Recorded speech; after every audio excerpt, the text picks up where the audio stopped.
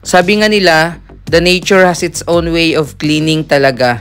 Ito po yung patunay sa sitwasyon ng ating Ilog Pasig ngayon matapos nga yung pagbaha dulot ni Super Typhoon Karina. Kaya today, samahan nyo po ako at bisitahin natin muli yung ating Ilog Pasig kung saan tuluyan ngang na-wash out yung napakadaming basura at mga water hyacinth na nakuhanan natin nitong mga nakaraang linggo at buwan.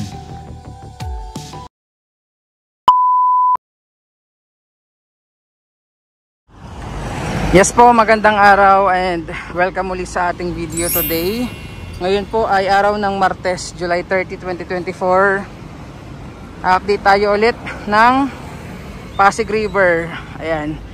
So back to operation na sila. Yung Pasig River Ferry since yesterday, no? Kahapon lang ulit nagbalik operation kasi sa taas nung tubig dahil sa pagbaha. Kaya na-stop din yung operation nila. So kakamustahin natin at titingnan yung kasalukuyang status ng Pasig River ngayon. Pakita ko muna dito sa may Jones Bridge yung view. As usual, kulay tsokolate yan. Tatapos lang magbaha. Diyan yung Esplanade and dito yung station na sasakyan natin.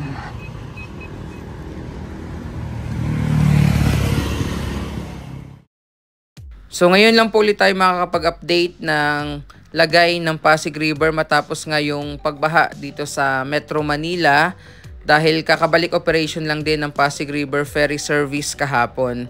So ito yung first update natin after nga nung matinding pagbaha dito sa Metro Manila maging sa mga karatig probinsya dahil nga doon sa walang tigil na pag-ulan last week na epekto ni Super Typhoon Karina.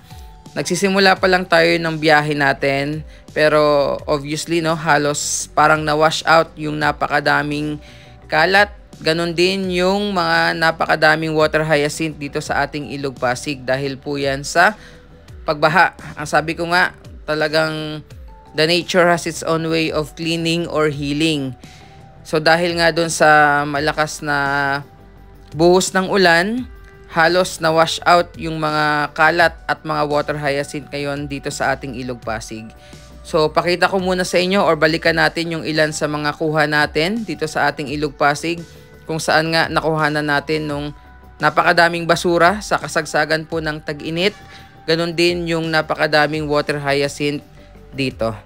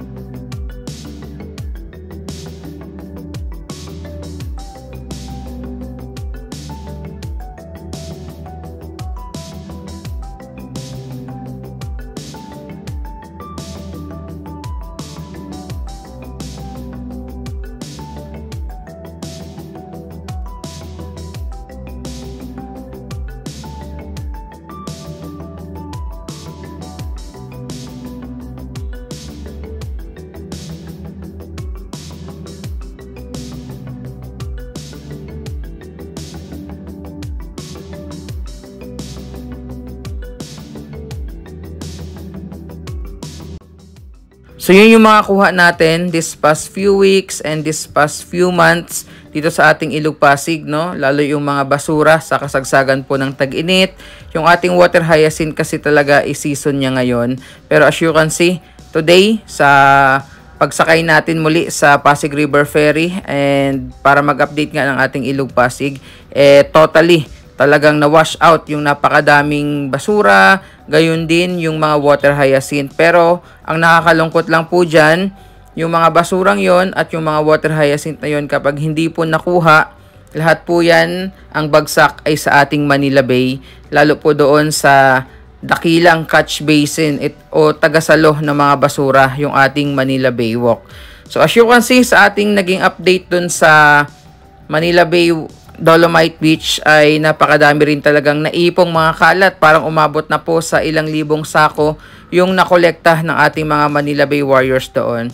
So tingnan nyo yung mga bato kanina na inaipakita natin sa video, halos nagsumiksik yung mga basura, no? Pero today, halos wala na pong mga nagsiksikang basura dito sa mga batong ito, lalo pag low tide kung saan litaw na litaw po yung mga batong yan.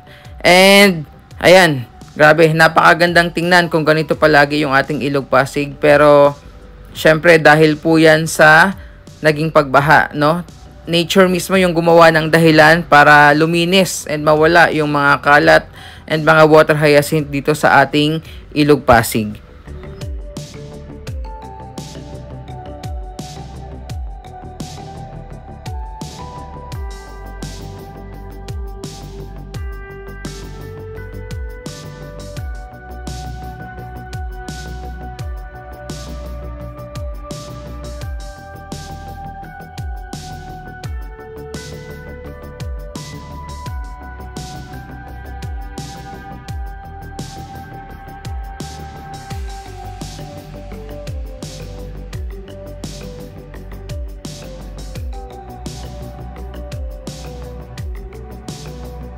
Sa ngayon po ay kulay tsokolate pa yung kulay ng tubig dito sa ating Ilog Pasig dahil nga po yan sa pagbaha.